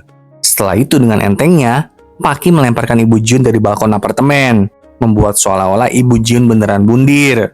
Kembali ke saat ini, ketiga mama kebingungan karena mereka nggak bisa menghubungi Miri. Sohee juga menelepon kantor sapam apartemen, lalu mengetahui kalau Pak Kim sudah resign. Makin khawatirlah trio itu. Kyungja yakin Miri sedang menangkap Pak Kim. Lalu dengan segera, Kyungja serta Jihoon pergi mencari Miri. Ketika mereka sedang dalam perjalanan, Minyo menelepon Kyungja, meminta Kyungja untuk mencari Hyunji. Karena Hyunji menghilang. Minyo lalu menceritakan kalau kemarin itu Hyunji bilang mau pergi uji nyali. Mendengar itu, Jihoon segera menyadari bahwa Hyunji pasti sekarang ada di rumah sakit terbengkalai. Jadi kedua ibu-ibu itu pun segera pergi menuju ke rumah sakit terbengkalai itu. Sementara itu, Miri sudah sampai di rumah sakit. Dia masuk dan dengan menggila mencari putrinya. Pak Kim segera menyapa Miri, lalu menyuruhnya menyerahkan alat perekam tersebut. Pak Kim mengetahui Miri memiliki alat perekam dari Gwangju. Tanpa berpikir, Miri pun memberikan alat perekam itu kepada Pak Kim. Pak Kim pun segera menghancurkan perekam tersebut. Sedangkan di kantor polisi, Kang Sik dikirimi alat perekam. Sohee yang telah mengantarkannya. Kyungja juga segera menelpon Kang Sik dan menyuruh Kang Sik segera mendengarkan alat perekam tersebut. Setelah selesai mengantarkan alat perekam itu, Sohee segera bergabung bersama kedua temannya ke rumah sakit terbengkalai. Kembali ke Miri, Pak Kim dengan naluri pembunuhnya langsung menyerang Miri. Tapi sekarang Miri tidak penakut seperti dulu. Sekarang Miri adalah seorang ibu. Dia berusaha untuk melindungi keluarganya. Miri pun melawan balik. Dia menyemprotkan saus sambal ke muka Pak Kim kemudian melarikan diri. Pak Kim mengajar Miri dan akhirnya menemukannya. Pada saat yang sama, ketiga ibu-ibu sampai di TKP. Mereka segera menemukan Miri yang sedang disandra oleh Pak Kim. Melihat Miri disandra, Kyungja mencoba menenangkan Pak Kim, sementara Jihoon bersiap mengeluarkan semprotan. Ketika Miri melihat gelagat temannya memberikan kode, Miri langsung menginjak kaki Pak Kim. Sementara Jihoon segera menyemprotkan sesuatu ke mata Pak Kim. Perkelahian 4 ibu-ibu melawan satu pria mantan pasukan khusus pun dimulai. Di tengah-tengah perkelahian itu, Sohee memukul kepala Pak Kim dengan sebuah figura. Hal ini membuat Pak Kim jatuh seketika itu juga. Para ibu-ibu segera mengambil kesempatan itu untuk pergi mencari Hyunji. Tapi Pak Kim bangkit kembali. Dia langsung membakar ruangan itu, mengklaim kalau tidak akan ada yang selamat hari ini. Namun Kyungja menendang Pak Kim dengan kekuatan penuh dan pergi bersama ketiga ibu-ibu lainnya. Keempat ibu-ibu itu lanjut mencari Hyunji. Kemudian Miri melihat ruangan tempat dulu Jihoon disandra oleh Pak Kim. Miri yakin kalau di ruangan itulah putrinya dikurung. Dengan sisa-sisa traumanya, Miri mencoba untuk tetap tenang dan segera menggedor-gedor pintu itu. Untung aja ada suara Hyunji dari dalam. Tapi masalahnya pintu di ruangan itu nggak bisa dibuka. Di saat genting ini, Pak Kim muncul lagi dong. Kyungja segera menghadapi Pak Kim. Namun kali ini Kyungja dikalahkan. Saat Pak Kim hendak menghabisi Kyungja, Gwangju muncul di sana menghentikan Pak Kim. Ternyata Gwangju berhasil membebaskan diri dari ruang basement itu. Dan sebelumnya, Gwangju sudah menempelkan alat pelacak pada mobil Pak Kim. Sehingga akhirnya Gwangju bisa tiba di rumah sakit itu. Sembari Gwangju menahan Pak Kim, Miri mengambil kunci dari baju Pak Kim. Miri segera membuka ruangan tersebut. Tapi sayangnya, nggak ada Hyunji di ruangan itu. Yang ada hanya suara Hyunji dari video yang Pak Kim rekam sebelumnya. Miri dengan mengamuk menanyakan di mana Hyunji. Tapi Pak Kim nggak mau memberitahu. Gwangju lalu bertanya, apakah di rumah sakit ini ada basement? Mendengar itu, langsunglah Miri bergegas ke basement. Sementara Sohee serta Jihoon membantu Kyungja. Sedangkan Gwangju berusaha menjatuhkan Pak Kim. Tapi sampai akhir pun, Pak Kim masih menang. Namun Kang Sik datang tepat waktu untuk menjatuhkan Pak Kim dengan senjatanya. Akhirnya, orang gila itu pun ambruk juga. Sementara itu, Miri terus mencari Hyunji di basement. Saat sudah menemukan ruangannya, ruangan itu terkunci. Kunci yang Miri ambil sebelumnya nggak ada yang cocok dengan ruangan tersebut. Hal ini membuat Miri putus asa. Tapi pada saat itu, Sung Ho muncul. Dia mencari batu dan berusaha sekeras mungkin untuk membuka pintu ruangan tersebut. Sung Ho bertekad, meskipun dia gagal menjadi ayah ataupun suami yang baik, dirinya tetaplah seorang ayah dan seorang suami. Dengan tekad yang besar, akhirnya Sung Ho berhasil membuka pintu ruangan tersebut. Mereka pun berhasil menemukan Hyunji dan membawanya keluar dari sana dengan bantuan para pemadam kebakaran. Aduh, akhirnya ya sahabat nonton, beberapa hari kemudian, keempat ibu-ibu bersama dengan Gwang Yu mendatangi kolumbarium Ibu Jiun. Miri mengungkapkan rasa terima kasih kepada Ibu Jiun, dan Gwang Yu mengatakan kalau dia berjanji akan hidup bahagia, seperti yang pernah Ibu Jiun pesankan kepadanya. Dan ada kabar yang lebih baik lagi nih sahabat nonton. 3 bulan kemudian, kafe tempat Sung Ho jadi laris manis. Itu karena keempat ibu-ibu sekarang menjadi viral di medsos. Selain kafe, Miri dan ketiga temannya itu membuat ruang konsultasi di detektif. Gwang Yu juga bekerja di kafe tersebut. Nama kafe itu adalah Salon The Holmes. Kita lalu melihat Miri kembali mendatangi psikiaternya. Miri mengaku kalau sekarang pikirannya udah lebih tenang dan makin merasa betah tinggal di apartemen tersebut. Miri juga mengungkapkan kalau dirinya udah gak butuh obat lagi dan berterima kasih kepada psikiaternya itu. Psikiater itu pun ikut senang dengan perkembangan Miri dan mengucapkan selamat kepadanya. Namun di akhir cerita, Miri menonton berita yang memberitakan ada wanita umur 50 tahun kehilangan nyawanya akibat meminum antidepresan. Polisi pun sekarang melacak jalur distribusi obat-obatan tersebut. Wah, kasus baru nih. Kita lalu melihat psikiater menyimpan foto-foto Miri berserta ketiga ibu-ibu lainnya. Bahkan dia mendapatkan pesan dari seseorang yang mengatakan, kali ini korban meninggal lebih cepat dari dugaan. Mau cari target berikutnya nggak?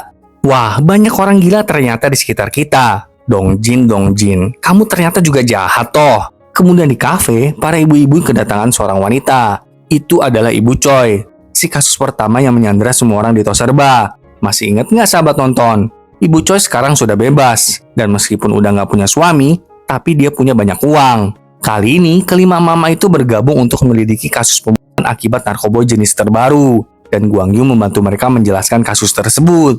Drama ini berakhir di sini sahabat nonton. Ingat, kalau punya teman itu jangan diajak ngegosip mulu, apalagi diajak berantem. Tapi cobalah diajak main detektif-detektifan ya.